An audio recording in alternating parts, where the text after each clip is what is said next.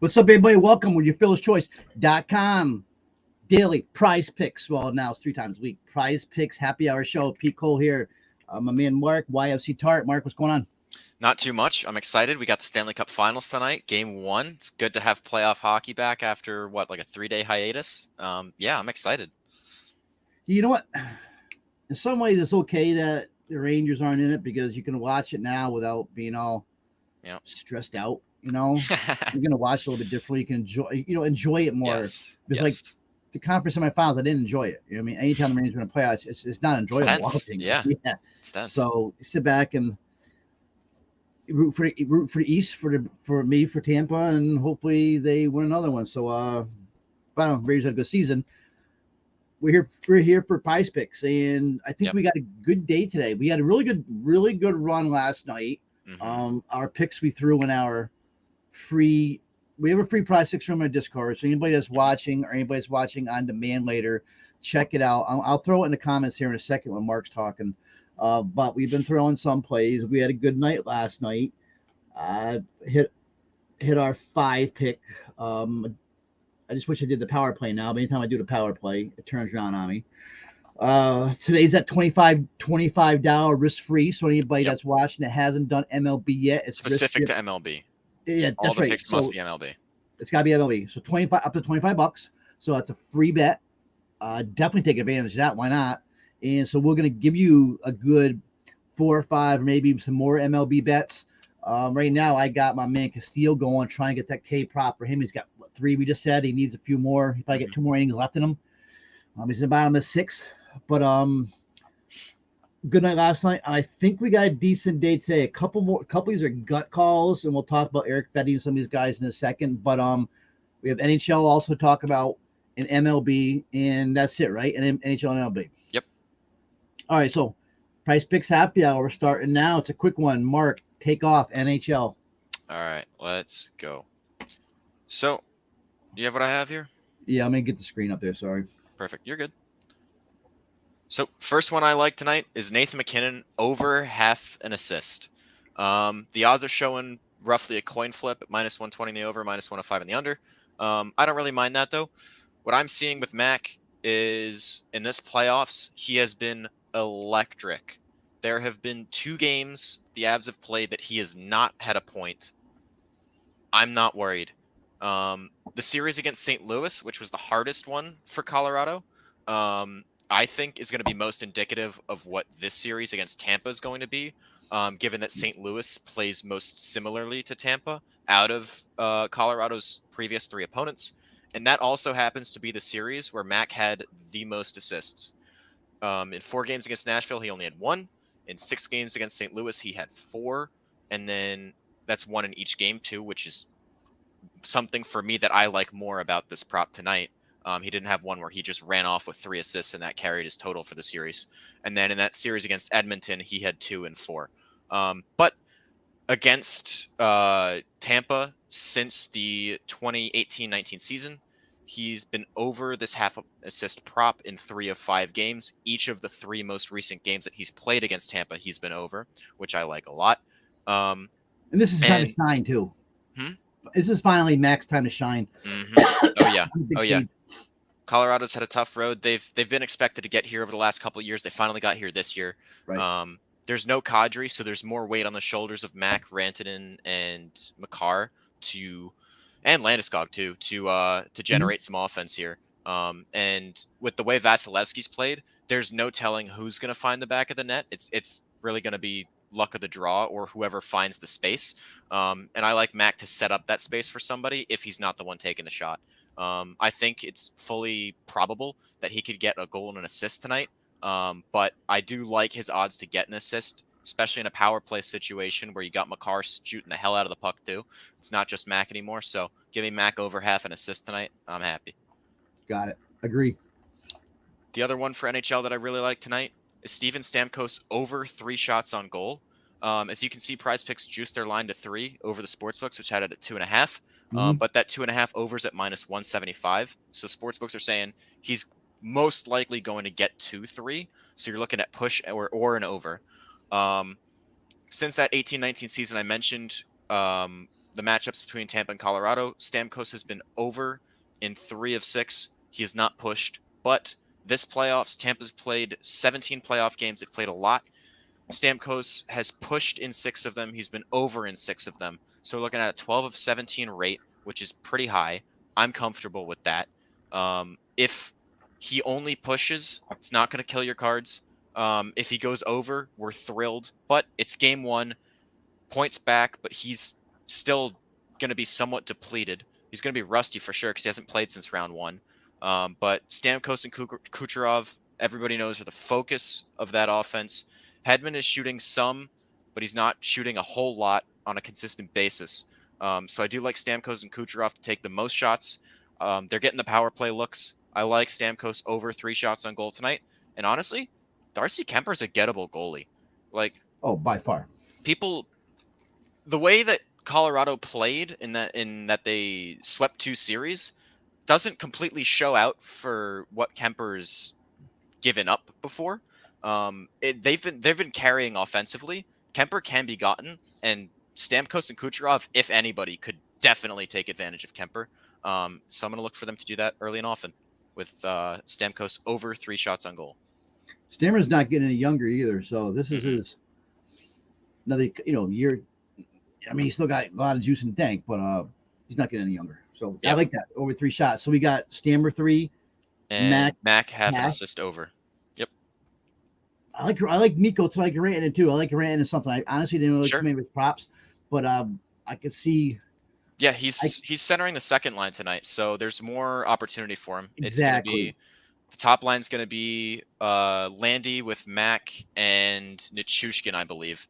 So Rantanen's going to be centering that second line, and he'll have more opportunity to be set up for, but he won't be the setup guy with Mac. I like Landy too, though, because Landy, I don't know. I just feel like sometimes a lot of this is more narratives, but Landy's been around. He deserves it. Yeah. So, Eastern Conference guy. I do have some feelings for some of these Colorado guys. Sure. These guys have been around. So, all right, that's hockey. Yep. McKinnon over half assist. Stamkos over 3 shots. Yep. All right, let's roll MLB. First, my favorite prop of the day. It's been going back and forth. It's got to be though Yankees Rays minus no runs in the first inning. I absolutely love this mashup tonight between Nasty Nestor Cortez, Shane McClanahan. McClanahan just another one of this pipeline of Rays pitchers that they just keep on pumping out year after year after year. I mean, by far the best farm system in major leagues. But this is a hell of a matchup tonight. You got McClanahan, 1.87 ERA, fifth in Major League Baseball. Nestor Cortez, 1.96, seventh in Major League Baseball. But Cortez, I'm not saying he's not a career minor leaguer, but he's been through it all. McClanahan, 98 strikeouts, number 1 in Major League Baseball. Nestor, 71. Then you got the whip, 0.86 for McClanahan, third in baseball. Nestor, 0.92, seventh. And opposing batting averages, both on top 5, 188, 193. These two guys are studs. Right now, Nestor, to me, is the ace of Yankee staff, even over Cole. 2 different pitchers, though. McClanahan's velocity pitcher. Nestor's more of a movement pitcher. I mean, he only throws like 90 miles an hour, 91.1 at the tops for his four-seamer, while McClanahan's like 97.8. Love both these guys. Once again, like prospect versus career minor, long-time minor leaguer. Both these guys are on top of their game. If a run is scored in this first inning, then if you're a DFS player, you want to be different than stack one of these teams, because it's not going to happen. But if it does happen, you're going to jump over a lot of players. Take the under, and this is where I've been screwed up before. We just had one of these shows a lot of times. I'm seriously doing overs on PrizePicks. Make sure you do under 0.5 first inning runs. Nasty Nestor and Shane McClanahan. So then we go right back to Shane McClanahan, over 6.5 strikeouts. So we just got done talking about McClanahan right now. Leads Major League Baseball in strikeouts, 98.86 whip, third, 1.87 ERA. Interesting matchup though, but this is the Yankees. So Yankees, we've seen what they've done. right now the biggest offense in baseball. But let me see his 1-2. He started 12 times. He's only not gone over this once. Yep, he's over an 11 of 12. There you go. And the Yankees, he played 7 strikeouts in 6 innings. 35.5 point strikeout rate. Elite. K per 9 is 12. Elite. Good chart on a start. Good job on a chart there. Now I'm seeing over his 11 to 12 games. It's not a shoe-in like most other games, but it is the Yankees. But these Yankees are swingers, so I would say I would give it 80 out of 10 odds. McClanahan over 6.5 strikeouts. Here's an interesting one. Eric Fetty. We've been talking about Fetty all day. Can't believe I'm even pushing his prop, but it's low. First of all, I can't believe I honestly thought it was going to move today. When I first saw this prop this morning, I thought for sure it was going to move, and it never did. So here we are, still sitting here at 4.5. I know that as we were talking earlier, that the odds have changed, right? Yes, they've drifted down. They opened this morning around minus 145, and it's drifted now towards coin flip. I mean, he's going against the Braves, red hot. He's not a strikeout pitcher. Let me see. In his starts this season, 7.4 K per 9, 18.6 strikeout rate compared to McClanahan, who's got a 33.6 strikeout rate, 7.4 swinging strike rate, 27.1 CSW. So the thing is, what's pushing me toward Fetty is he's a much better pitcher at home. When he's at home, that strikeout rate jumped at 24% compared to only 13% on the road. He's not a great pitcher. He's been beat on. He's more of a gas can type, but Braves extra right-handed heavy. They do strike out, and they'll strike out in bunches, right? 25.6% against right-handed pitching. Said, this is a gut call, but if there's going to be a day, Fetty's going to get 5, 6, 7 strikeouts. It's definitely tonight against the Braves at home. The Braves do have, they have some decent numbers against them BVP wise, but still 4.5. He only needs his 5 tonight. So the way the Braves swing and miss, I can see it. So more of a gut call. I like the Fetty over 4.5. Yeah, and what I'm liking, what's tilting this coin flip for me for the over is that 25.6 K rate against righties that the Braves have. That's super high. That's super high. Really high. That's one of the highest rate. That's probably that's one of the highest on the slate. Mm-hmm. All right, here's a different one. Connor Pilkington in Coors. So Pilkington, he's young kid. I think he's had 2 starts. He's had 4 starts. Why am I? He started against Oakland, Kansas City, Detroit, Toronto. Yep. Well, I don't know why I'm picking Kansas City, Oakland. It was only 2. He hasn't been bad.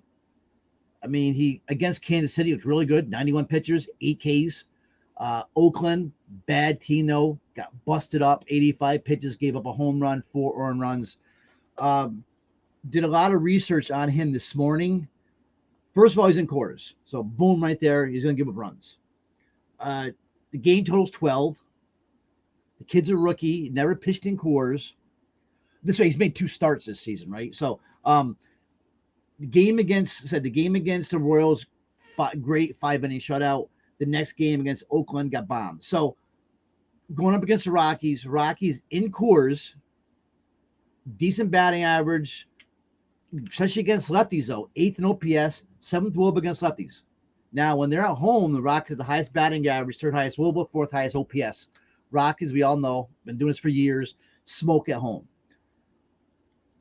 3.5 earned runs allowed, especially this is the second game of the series. Usually the first game's the low run game, second, third run games are the high run game, especially the second one usually.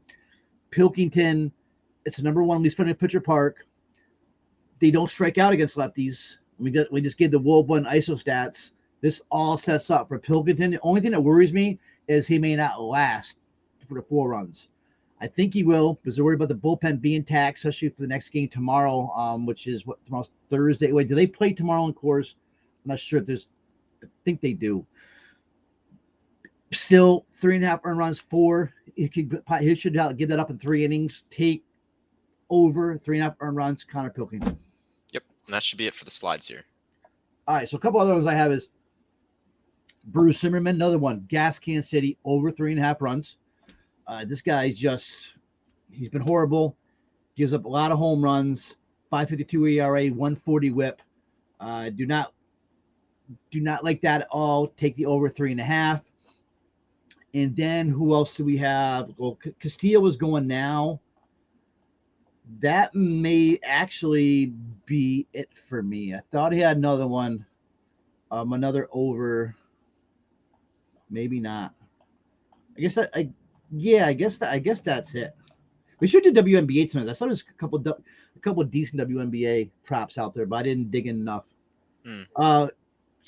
Corbin Burns, the other one, over 6. I probably Burns over 6.5 strikeouts. The Mets are a tough team. It's like in DFS. I'm not playing Burns tonight. The Mets scare me. His last 5, his K rate is still 30%, 29.4. So I would probably take Burns over 6.5. I still don't see him having a huge game, but take Burns over 6.5 strikeouts also. So a couple extras. Burns over 6.5. The other one I just said. Zimmerman over 3.5 earned runs. Yep, and then just recapping: Pilkington over 3.5 earned runs, Fetty over 4.5 strikeouts, McClanahan over 6.5 strikeouts, Yankees Rays under half a first inning run allowed. There we go. Should have a good night. So we've had a couple of good nights last few nights. Yep. I feel pretty confident on these MLB ones, especially the Rays Yankees one. I like the Fetty one. My top 2 would be McClanahan over, Yankees Rays under first inning runs. Yep. Big DFS slate again tonight. Tomorrow's Thursday. I didn't even look at the slate yet, but we don't have our next show for DFS until Friday morning, 10 a.m. The next show for that. I guess that's it. Yep. Mark, thank you. We'll be back Friday afternoon for our next PrizePicks happy hour. And with that, we are out of here. Absolutely. Take care and good luck.